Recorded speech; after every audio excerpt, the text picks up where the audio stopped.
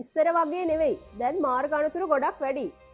Now, road accidents are very high unlike past මොකද පාරවල් වල වාහන ගොඩක් තියෙනවා.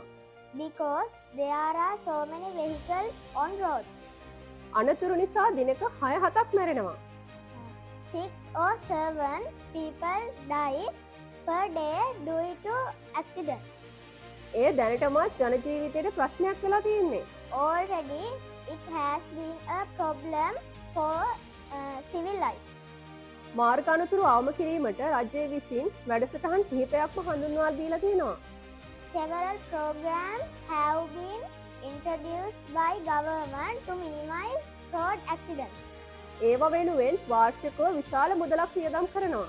Annually, much money is spent for them, නමුත් ප්‍රතිඵල එතරම් හොඳ නැහැ. but results are not good. මෙහිදී රියදුරන්ට මනා ඉවසීමක් තිබිය යුතුයි. Here, drivers should have a good patience.